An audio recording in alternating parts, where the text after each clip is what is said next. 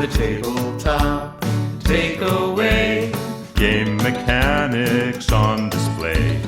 Three designers share the stage. Pick a genre and we'll play. The tabletop takeaway.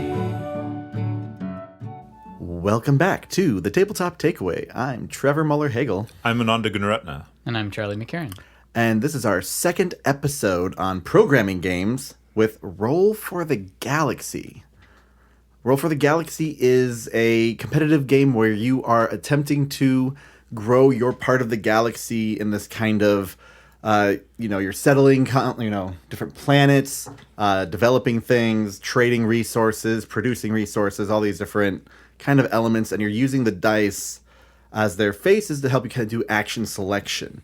And so everyone does kind of a leader-follow action with what die you choose. You choose one die to be one of 5 different options.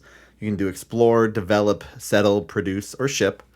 And then from there, everyone is going to choose one is going to be their primary action for that round. Then everyone else, they may have die faces of the other things. If those other ones are chosen as a primary action, they will get to use their dice in that column. So for a 3-player game, we would sometimes have 3 different actions that we'd get to use on that turn. But sometimes we'd match up on the same one because you are actually doing this behind a kind of a shield. But yeah, it's a really interesting game. I had played a little bit of Race for the Galaxy before this. I got very confused by that game because I was playing it on BGA and didn't actually watch a rules explanation video. Seeing it playing in person, and this is Race for the Galaxy, or no, this is Roll for the Galaxy. So you're actually just using dice, and it's actually just a lot faster, and you're able to pick up things a lot faster. Yeah, this is a really interesting game now that I've played it and know what's going on. Yeah, and I like this a little more than Race for the Galaxy even because Agreed. The way the dice system works that you're doing behind your shield, you're kind of placing bets on what you hope will happen for actions. So say I roll 3 explore dice, but I want to risk it, and I'm going to guess that someone else is going to take that action because I really need to do ship action, for example. So I have to put my single action selection on that one. But I might benefit from someone else doing that. So it's once you get into it, reading what other players are going to do is a huge part of the strategy. And so you can look around and see like, ooh, Ananda's got a lot of shipped goods on his planet, or produced goods, so he's probably going to ship on his turn. Yeah. And So I don't need to assign to ship. I can do something else.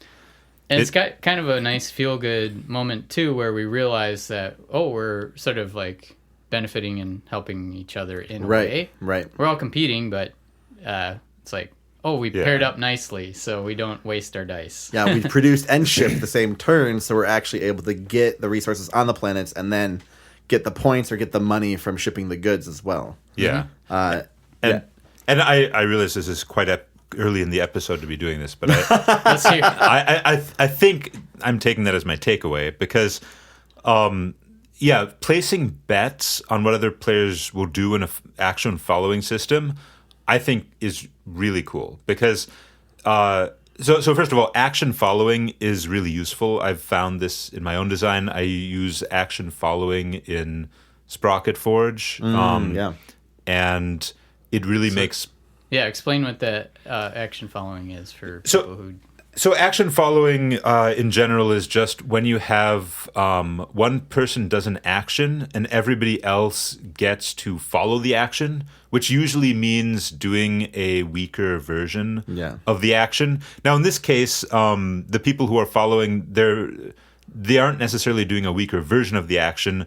Instead, they're taking on risk to follow because if nobody leads that action, they won't get to do anything. And I feel like this is really cool because it really makes you think about what other people are doing.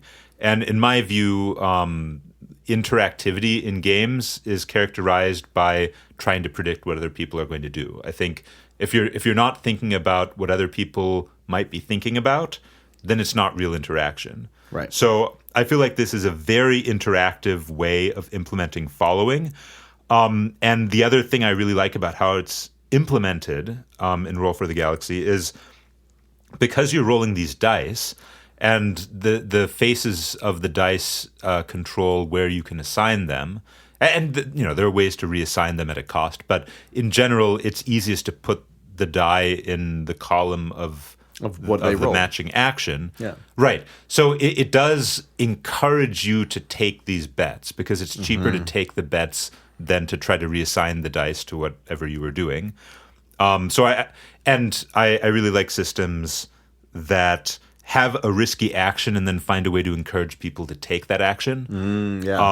So I think that all works really well. And one really important concept for the game that I didn't actually talk about is that there are also different colors of dice that have different faces on them. So there are still just the 6 faces. 5 of them are the different actions you can do, and then you also have wild. And then there's 7 different die colors, and all of those have different counts for each different type of action you can do, including wild.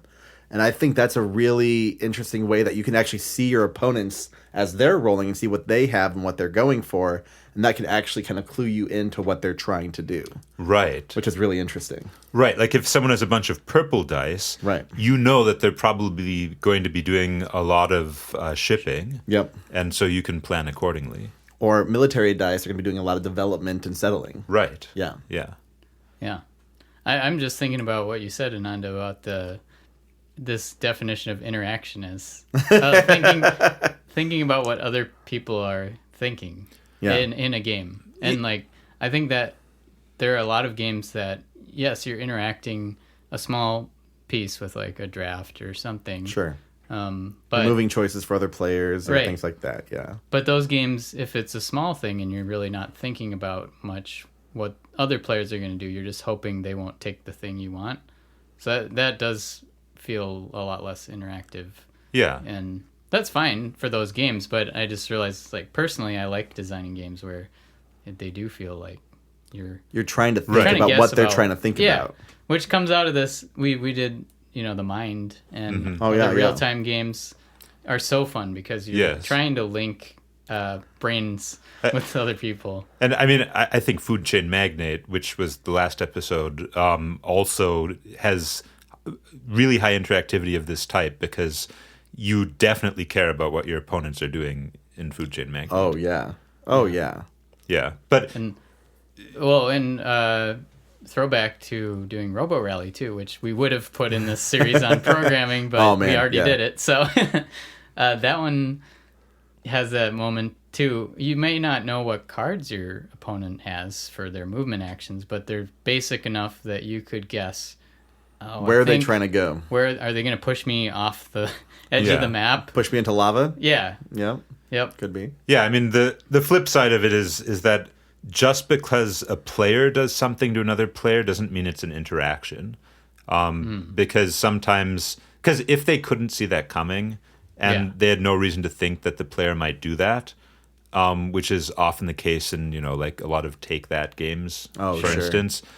How is that interactive? Like it's just Magic the Gathering, where you play an opponent, you have no idea what's in their deck. Right.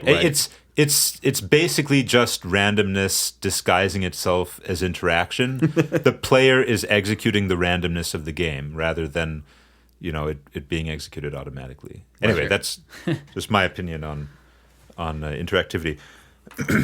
But yeah, so Roll for the Galaxy. I really like this programming aspect because you have that secret portion where you have a lot more choice.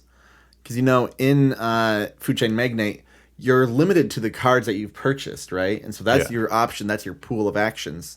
This one, you roll your pool of actions, and then you can also alter your pool of actions because I don't think I actually said this. The one that you choose for your action becomes a wild for whatever you want it to be. So you could have it explore die face, and it's like, well, I actually really want that to be develop. And so that becomes my new action. I'm developing because I have these other diamonds that will help me develop more. And so, like, being able to have a level of agency that is you're adapting to the reaction, or you're reacting to what you've rolled and to what you need. And I really like that aspect. I might even have that be my takeaway now that I say that out loud. I just love that moment of choice that you have there as you're like, okay, what do I need? Okay, what am I trying to do? Okay, yeah, this is good. I like this. Okay. And And you can do whatever you want. The question is, how much is it going to cost? Yeah, and how risky are your options versus, you could mitigate that risk by losing a die for that round or, whatever it is. And you can kind of get yourself more on a line, but you can never be perfect because you normally want to be doing multiple things on your turn, but you only get to choose one thing for sure. So, like, what's it going to be? Mm-hmm. I just really like that hanging question. Yeah. Yeah.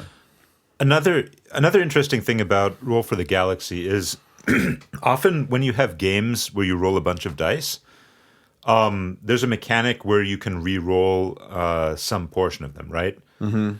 And this doesn't have that at all. Yeah, no. Which is because I think the dice are really about nudging you in the direction of making certain choices, like encouraging you to take certain bets, as opposed to having the players be like, okay, well, I'll keep these ones and I'll re-roll these ones. And it's refreshing not to see that mechanic show up. It's a little more like you have to deal with what you've rolled. Yeah. And figure out the puzzle from here. Yeah. What are you going to put those rolls into? Mm-hmm. Yeah, I like that. Yeah, I think for me, what's my takeaway? I played this one a lot back in the day, and I think maybe the custom dice are just fun. The fact that each color has a different thing that sways you in a direction, and if I played it again, I would maybe think about that more, what the dice faces are. So I think that provides a lot of replayability without like hitting you over the head with a ton of rules. It's like, oh, this is just built into the components, so we don't have to make a ton of rules for like, oh, yellow, you should go for this type of strategy.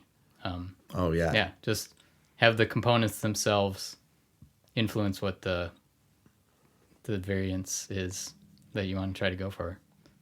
Yeah, I really appreciate that they have kind of a wide variety of things you can pursue, and even the tiles are double-sided, and one is, it's going to be like a goods-producing world where you can settle, and the other is going to be like a technology advancement that you can develop effectively. And so, like, you're looking at the two sides, like, okay, well, this one's going to give me a plus $1 for every time I do this thing, or I could produce more of this kind of good, and I have a lot of these dice already, and that could get me more victory points. So, like, having these choices throughout the game is just really nice. I think it's a great... I own this game. I haven't played it at all until literally just now. So thank you for teaching me, Charlie. Yeah.